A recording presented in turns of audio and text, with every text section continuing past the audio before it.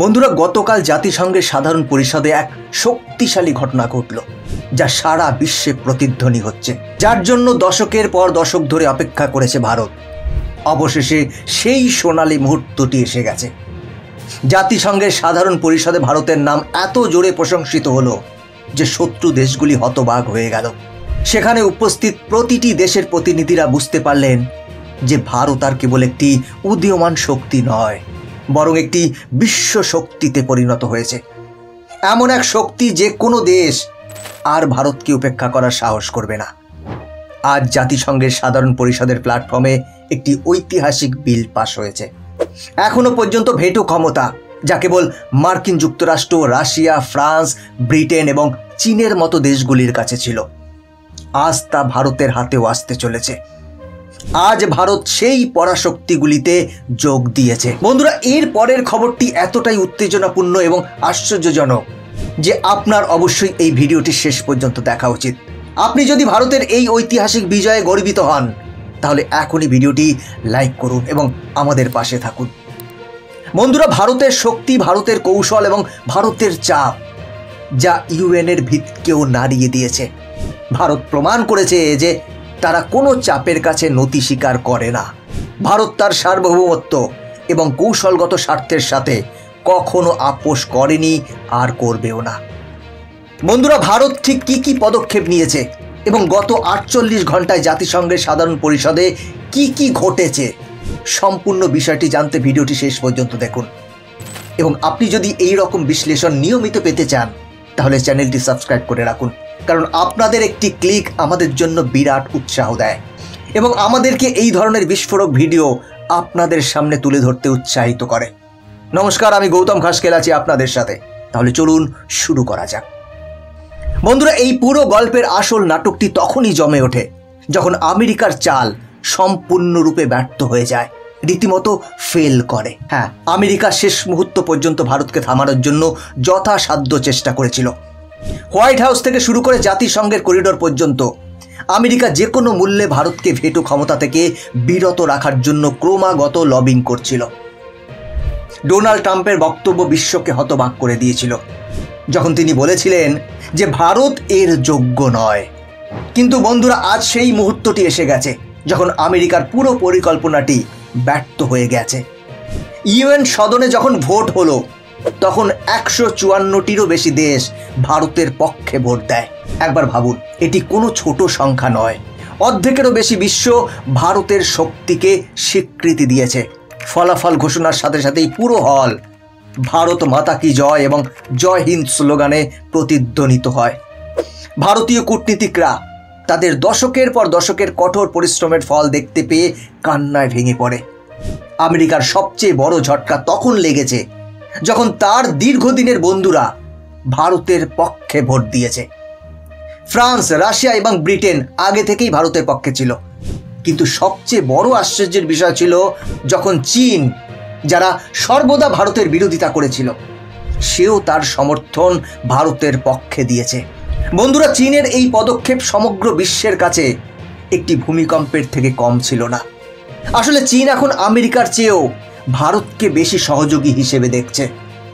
চীন স্পষ্টভাবে বলেছে যে ভারতকে থামাতে তারা আর ভেটো ব্যবহার করবে না। চীন নতি স্বীকার করার সাথে সাথেই আমেরিকা সম্পূর্ণ একা হয়ে গেল। বন্ধুরা, এই দৃশ্যটি একটি সিনেমার দৃশ্যের চেয়ে কম নয়।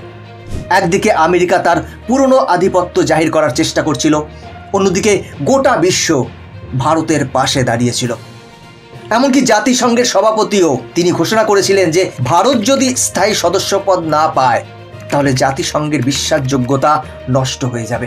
এই বক্তব্য শুনে আমেরিকাও ব্যাকফুটে চলে যায়। তুরস্ক এবং পাকিস্তানের মতো দেশগুলি, যারা সর্বদা ভারতের বিরুদ্ধে কথা বলে, তারা বাকরুদ্ধ হয়ে যায়। পাকিস্তানি মিডিয়া উত্তেজিত হয়ে পড়ল। উপস্থাপকরা চিৎকার করতে শুরু করলেন, কিন্তু কেউ শুনলেন না। তুরস্কের রাষ্ট্রপতি এরদোগান, যিনি সর্বদা ভারতকে ছোট করার চেষ্টা করেন, তিনিও হঠাৎ চুপ করে গেলেন। মনে হচ্ছিল যেন সবাই হতবাক হয়ে গেছে। বন্ধুরা, এই পজিশনে পৌঁছতে ভারত কতটা সংগ্রাম করেছে। গত 72 ঘন্টা ধরে জাতিসংঘের অভ্যন্তরে একের পর এক বৈঠক চলছিল। প্রতিটি দেশ নিঃশ্বাস বন্ধ করে ভাবছিল চূড়ান্ত সিদ্ধান্ত কোন দিকে যাবে। ভারতের প্রতিনিধি দল দিনরাত বৈঠকে ব্যস্ত ছিল। পররাষ্ট্রমন্ত্রী থেকে শুরু করে প্রধানমন্ত্রী পর্যন্ত সকলেই পরিস্থিতির উপর সরাসরি নজর রাখছিলেন। এবং যখন বিলটি অবশেষে পাশ হলো, তখন মনে হচ্ছিল যেন ভারত যুদ্ধে জিতেছে। এখন কল্পনা করুন এর প্রভাব কি হবে। এখন ভারতকে আর কোনো আন্তর্জাতিক বিষয়ে কারো কাছে ভিক্ষা করতে হবে না। কোনো দেশ জাতিসংঘে ভারতকে দমন করতে পারবে না। যদি কোনো দেশ ভারতের বিরুদ্ধে কথা বলে, তাহলে ভারত তার ক্ষমতা প্রয়োগ করে সেই সিদ্ধান্ত আটকাতে পারবে।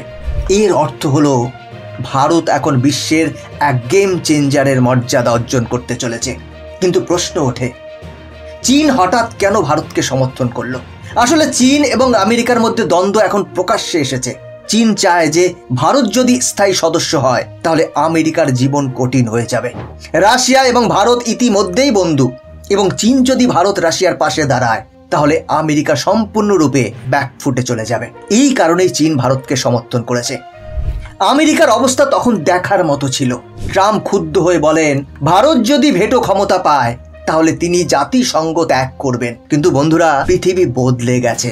আমেরিকার হুমকিতে আর কেউ ভয় পায় না। জাতিসংঘের সভাপতি স্পষ্টভাবে বলেছেন যে আমেরিকা চলে গেলেও জাতিসংঘ কাজ করবে এবং ভারত তার অধিকার পাবে। এই সিদ্ধান্ত সোশ্যাল মিডিয়ায় ঝড় তুলেছে। Twitter, Facebook, Instagram, lakh lakh মানুষ ভারতকে অভিনন্দন জানায়। প্রতিটি ভারতীয় এখন এক গর্ব অনুভব করছেন, যা ভাষায় প্রকাশ করা যায় না। ভারতের জয়ে পাকিস্তান একেবারেই ভেঙে পড়ে। পাকিস্তানের সংসদে হইচই শুরু হয়। তাদের নেতারা চিৎকার করে বলেন যে এই সিদ্ধান্ত ভারতকে বিশ্বের সবচেয়ে শক্তিশালী জাতিতে পরিণত করবে। তুরস্ক এবং সৌদি আরবও বাকরুদ্ধ হয়ে পড়ে। উভয় দেশই মার্কিন যুক্তরাষ্ট্রকে সমর্থন করেছিল, কিন্তু আমেরিকা হেরে যাওয়ার সাথে সাথে তারাও চুপ করে যায়। বন্ধুরা, এই জয় কেবল কাগজে কলমে নয়, এটি ভারতের কূটনীতি এবং ভারতের 140 কোটি মানুষের কঠোর পরিশ্রমের ফল। এটি একটি ঐতিহাসিক দিন, যা আগামী প্রজন্ম ধরে স্মরণ করা হবে। এক সময় উন্নয়নশীল দেশ হিসেবে বিবেচিত হতো ভারত, এখন জাতিসংঘের সাধারণ পরিষদে স্থায়ী সদস্য পদ এবং ভেটো ক্ষমতা অর্জন করে পরাশক্তির কাতারে যোগ দিতে চলেছে। এটি প্রতিটি কৃষকের জয়, যারা কঠোর পরিশ্রমের মাধ্যমে দেশকে খাদ্য সরবরাহকারী হিসেবে গড়ে তুলেছে। এটি প্রতিটি সৈনিকের জয়, যারা ভারতকে রক্ষা করার জন্য সীমান্তে রক্তপাত করছেন। এটি প্রতিটি বিজ্ঞানী, প্রকৌশলী এবং যুবকের জয়, যারা বিশ্ব মঞ্চে ভারতের নাম উজ্জ্বল করেছেন। আজ আমেরিকার মতো পরাশক্তিও বুঝতে পেরেছে যে ভারত আর কারো চাপে মাথা নত করবে না। ভারত বিশ্বের 154টিরও বেশি দেশ থেকে সমর্থন পেয়েছে। এটি প্রমাণ করে যে ভারত কেবল একটি দেশ নয়, বরং বিশ্ব নেতার ভূমিকা পালন করতে প্রস্তুত। ভারত এখন বিশ্বের সাথে তার নিজস্ব শর্তে কথা বলবে।